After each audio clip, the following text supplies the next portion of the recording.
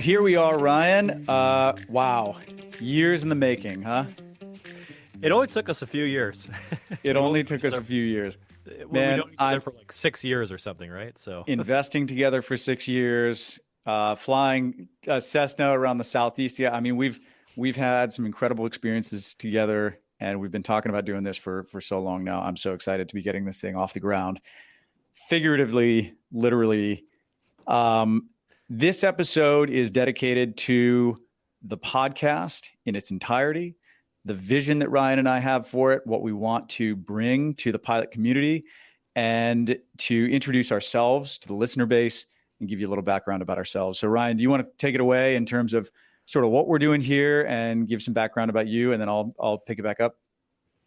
Yeah, so it's hard to believe, but I've been flying for the airlines for the last 17 years and also real estate investing. So where I got my start is, I used to actually sell Cutco knives, and I became a salesman in high school and sold a bunch of knives and used all that money to pay for flying lessons. And I just went to a Part 61 flight school and right down the street in Pontiac, Michigan, and just one at a time learned how to fly. Went to high school, went to college, got my business degree, and about 6 days after graduation, started with Mesaba Airlines. And the year was 2005, actually, when the mechanics were striking and Northwest went bankrupt. So it was interesting. When I got hired, Mesaba was ordering tons and tons of CRJ 200s, and everybody's like, "You're going to be a captain in like 3 months." I'm like, "Well, I'm 21. I got to wait till I'm 23." Kind of a wild time. And 6 months later, I was furloughed. So then I jumped over to Air Wisconsin. And, something that always has stuck with me, and I think what makes me so passionate about investing and getting kind of another iron in the fire, is I showed up to Air Wisconsin, and there were a lot of Independence Air pilots who had been there forever, who were at the very top of the list, 58 years old, starting all over again, ripping their kids out of private schools. Yeah. And losing everything. And they were making $18,000 a year in the same regional airline class that I was in. So, it really fueled my passion to get going on something else. And and so that something else initially was crash pads. That's right. Crash pads. You had the crash pads business. Yeah, I had a crash pad in DC and a crash pad in Philadelphia, right across the terminal there. And that's a very transactional business. It's a lot to do. Did that for a little while, got rid of that, and then kind of meandered and just, I was an FAA consultant for 40 years in Capitol Hill. I did a lot of work with the Colgan Air crash, the HR 5900, Public Law 111216. I helped facilitate a lot of the aviation rulemaking committees. And then at my airline, I did everything from chief pilot, check airman, sim instructor. I was a captain, and then moved on to the majors like everybody else. And about that time, I started flipping houses and developing, and I started my company, Spartan Investment Group, and we do self-storage now. Now we have 30,000 units, 4 million square feet of real estate. We have a $500 million portfolio, 100 employees, et cetera. So I've kind of taken the more active route. And man, along the way, the mistakes I've made, the lessons I've learned, the people, more importantly, that I've met, is why I think Tait and I both connected so well in 2017 at the Best Ever Conference. We wanted to basically share all the stuff we've learned with everybody. And it's funny, you fly with pilots and they're like, "Oh, never take investing advice from a pilot." But what they don't say is where to get it. Okay, so I won't listen to other pilots, but so where do I go? And so we wanted to do this podcast not because we wanted to show people how smart we are. We wanted to actually bring the smart people in and introduce them to the pilots, and then make this a full educational resource. So that's a little bit about me. On the personal side, I've got 2 kids, 3 and 6, a 3-year-old son and a 6-year-old daughter. And I'm married, live in Seattle. We love to hike, ski, sail, get out on the boat, do all the things that you do in the Pacific Northwest. And I just love real estate, love family, and love flying, which is why we're here. Heck yeah, man. Awesome. Yeah, I mean, I think that the vision here was, we sat down over a year ago now and we wrote out, we want to be the number one resource for airline pilots in finance, real estate, and financial independence.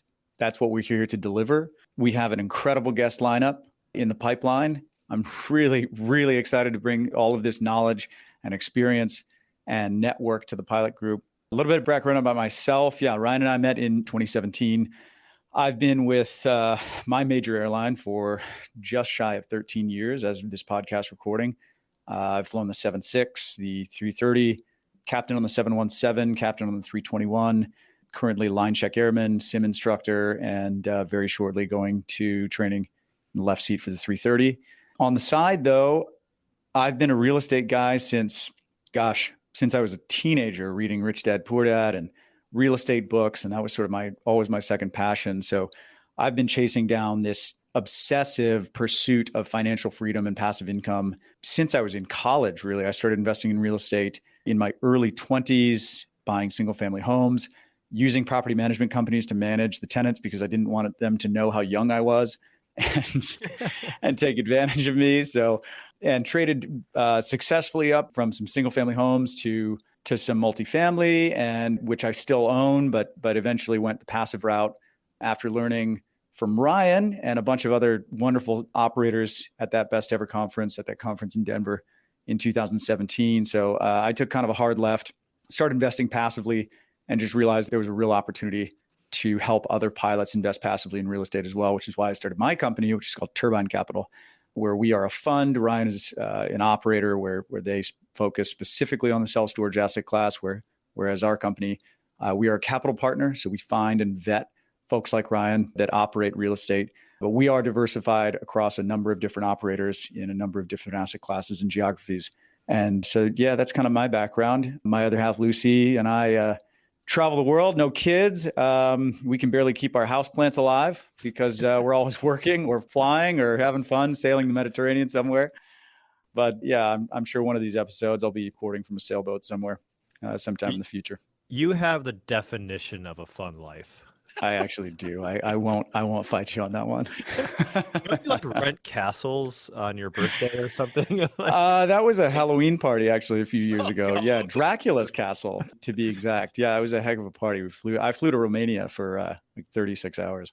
You know, we've had so much fun together investing in real estate.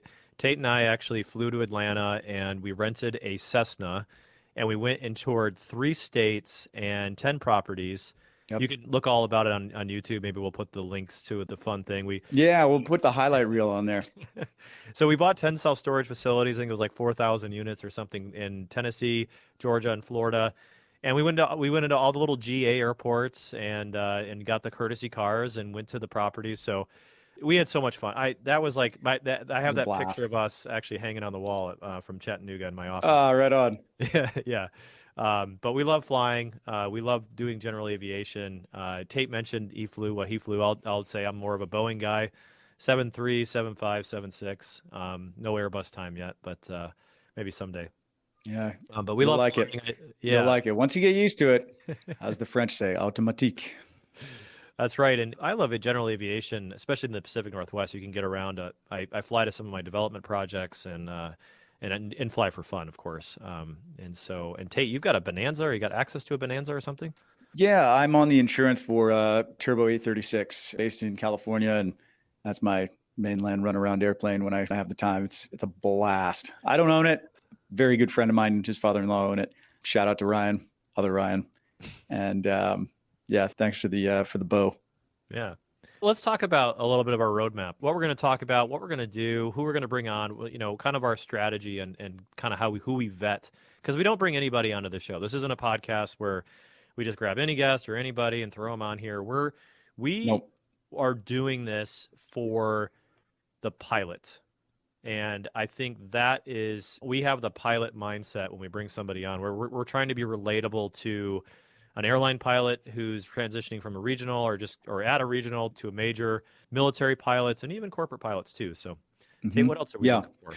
100%. I mean, like when you look at the pilot demographic, we're speaking to you. I mean, if you're listening, someone who's making $200,000 to $600,000 a year, has some good amount of free time, travel flexibility, but might be too busy and just not want to go out there and build a rental empire.